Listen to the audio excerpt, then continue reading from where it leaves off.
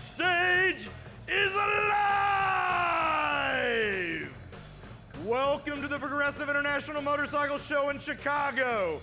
We have now on our stage the opportunity for you to meet two gentlemen that could have been Arthur Fonzarelli and Pinky Tuscadero.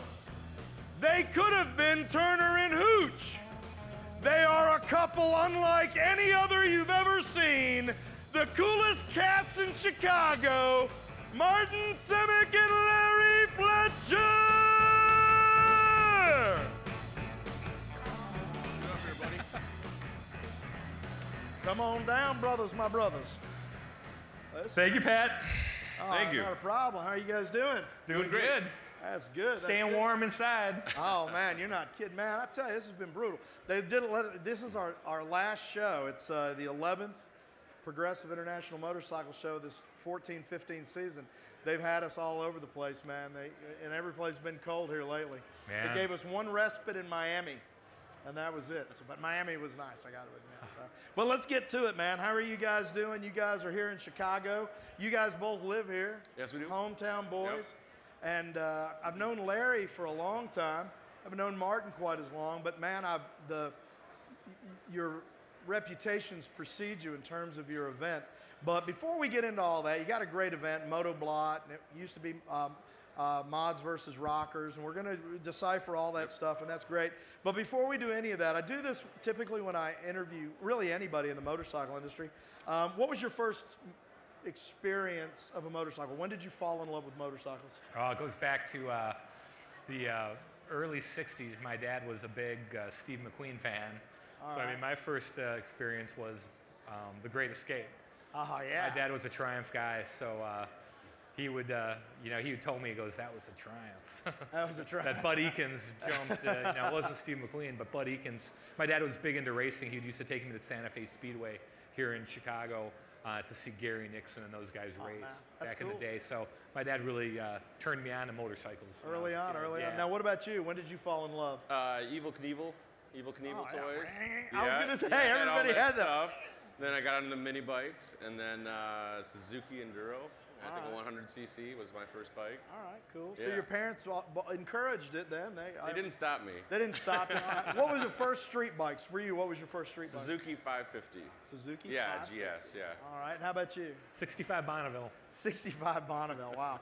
In that way, we, not that your 550 wasn't an admirable motorcycle.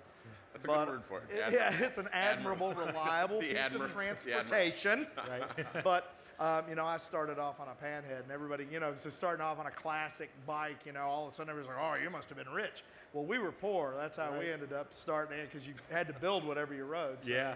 But now, you guys have been in the motorcycle scene here in Chicago your whole lives, watching the racing, really in kind of the cafe British motorcycle scene, both of you? Right, yeah. And so how many years ago did you guys decide, hey, it'd be a good idea for us to put an event together for this scene that's here? Well, back in the 90s, actually, I was a member of the Chicago Norton Club, and then I opened up an Ace Cafe Chicago back in 96, I believe, which was before the English cafe reopened in like 2000 or 99. So actually in Roscoe Village, we had a little Ace Cafe. So it was kind of before this cafe culture blew up again. There was a Chicago Ace Cafe, and through that we started the 59 Club Chicago, and then the Ton Up Club Chicago. So it kind of started in the mid-90s for me with the cafe culture and the Ace Cafe Chicago, and that kind of muted into Mods versus Rockers Chicago with the Ton Up Club in 2005. Well, one of the cool things about being you and I is, Larry, there are points in our lives where we are the least cool guys in the room. But every once in a while, it clicks back around where we're cool for a minute.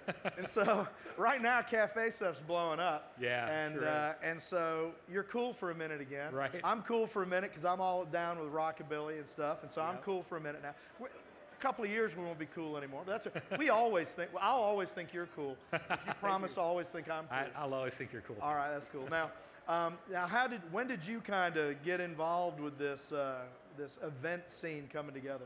Well, we had a mutual friend, and he introduced us, and he introduced me to Larry, and we had an affinity for bikes, And I've been a graphic designer and illustrator for a long time, and I've been doing that my whole life. And he said that Larry wanted to do a motorcycle event on the street, and so we really just started with a working relationship to do the imagery and come up with a logo for Mods versus Rockers, and that was 2005. And all of a sudden it's been 10 years down the line, and we've adjusted the event, and we're broadening it for all different kinds of motorcycle cultures. That's awesome. And it's been a terrific outlet for me to put my passion of motorcycles in a visual form. And we've got great responses to what I put out there and our merchandise and the posters. They've become highly collectible, and it's just it's really fun to get that stuff out there and have a vehicle like this to put it on. Absolutely. Now the video that's behind us is from Mods versus Rockers. Yeah, I think this one's a couple of years ago. A couple of years ago, and so you transferred from Mods versus Rockers to MOTOBLOT. You kind of just mentioned that, Larry. Why did you see that change? Yeah, why did we do that, Larry? Yeah, well, you had a good thing going. Why did you decide to try to screw that up? Well, what we were finding over the years was that we were getting all kinds of bikes. We weren't just getting cafe bikes and scooters. And to be honest, the mod scene in Chicago really declined over the last decade or so. And we were getting choppers, bobbers, street fighters, hot rods, all kinds of bikes. So the theme really didn't fit what the event was turning into. So it really was a time to kind of update the event, and MOTOBLOT is basically anything with an engine in it. So you can bring your lawnmower with, it's a riding one. I will not. I'm from Atlanta. That's a long ride on a lawnmower. Plus, mine's a push mower. So that would be a really that's flames on it. Yeah, exactly. Flames, pinstripe it. It's cool. So, all right, so now you're MOTOBLOT, and it's got, now, I heard you say something that in the back, so I'm going to let him say it again because I like it. MOTOBLOT. What's that name? Explain. Well, I can't take credit for it, but Larry found this out. It's a Norse term, correct? Gathering with sacrifice. Gathering with sacrifice. Yeah, it's a pagan term. Yeah. Blot is a pagan term for gathering with sacrifice. That makes I want to be inside you a whole different thing. And our friends, I'm president of the Ton Up Club Chicago and the Ton Up London Club. They do an event every winter called Winter Blot. And so they kind of came up with that. Those English, they're into that pagan stuff. They're very clever, Yes. Tea and crumpets, tea and crumpets. So those Brits are doing a winter blot. So I'm like, I called them, I go, I'm going to do a MOTOBLOT, so that's kind of where the name came from. Very cool. Now, I hear you guys mention every once in a while Ton Up clubs. I was in Minneapolis last week and saw a whole list of Ton Up club events, which MOTOBLOT was included in that list. Exactly. Tell me about Ton Up clubs. Explain that for the guys and gals out here that don't know. It's interesting. The term Ton Up Club comes from the English rocker era of the late 50s and 60s in England, and the rockers were the British rocker bikers that rode Triumphs, Nortons, BSAs, and their term for going over 100 miles an hour, they called it doing the ton, which on an old British motorcycle.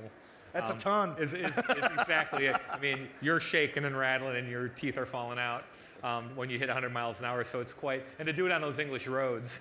Wow. Yeah, you look at the Isle of Man and those kind of things. I mean, those guys are nuts, man. It looks like a ton of fun. Yeah. But so the Ton Up Club is basically a British term for going 100 miles an hour on your vintage bike. And the interesting thing is the Ton Up Club North America started in Texas back in, I think, 1996 or 97, and now there's probably 12 chapters worldwide. That makes sense because in Texas, cowboys say cowboy up. Yeah. You got a cowboy up, so Ton Up makes a lot of sense now. We might have just done the etymology of that entire culture. So now, when is your event? What's the date? It's June 25th to the 28th, and it's a street festival. We close off 3 blocks of Fulton Street at Ashland and the near north side of Chicago at Cobra Lounge, and it's a weekend street festival with the big stage. The one behind us actually will be there this year. Rockabilly bands, rock and roll.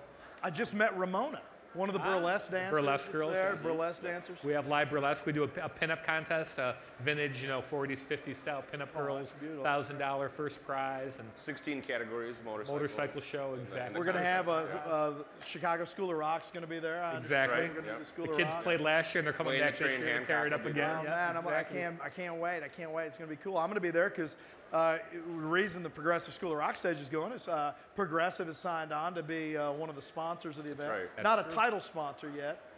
Yeah, I think they're Title sponsor? Yeah, Okay, yeah. all right. I didn't know how we were defining The that. check cashed. Oh, well, as long as the check cash, Progressive cash. Insurance is the title sponsor right. for MOTOBLOT. So, and that's Exactly. exciting for me because I know that that's something that, you know, when you and I met, I was like, man, I said, I got to figure out how I can get there. And so, you know, Right. being able to have Progressive do that's awesome. So, Yeah. really excited about that.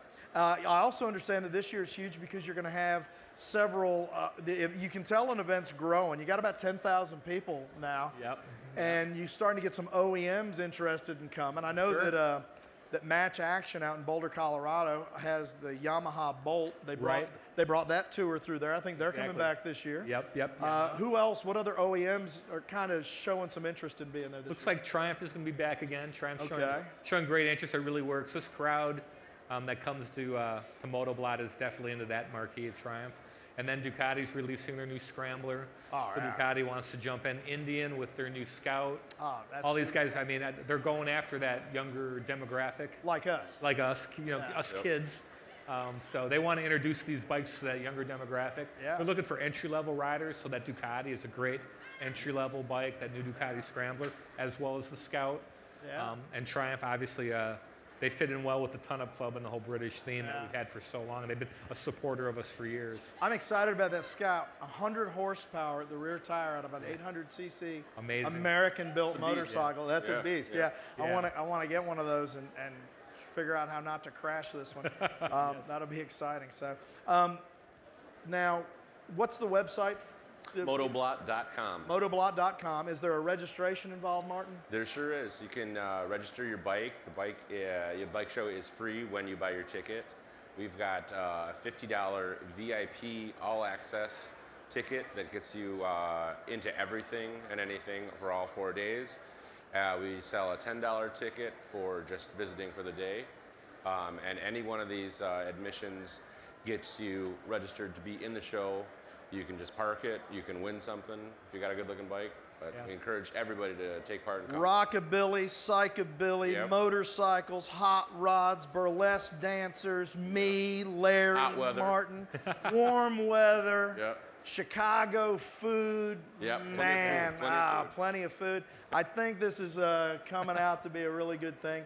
Great price. $10 one-day tickets? You can come in for $10. $50 VIP tickets? Yeah. Man, that's cheap. And today you're getting a shirt. You can, if you get the $50 VIP pass today, we'll throw you a shirt in. And that's motoblot.com. That's right. Not hyphenated or anything. Nothing just like that, no. motoblot.com. We don't use those. Yeah, don't use the hyphen. Motoblot.com, and you can go there and register, check out more information about it.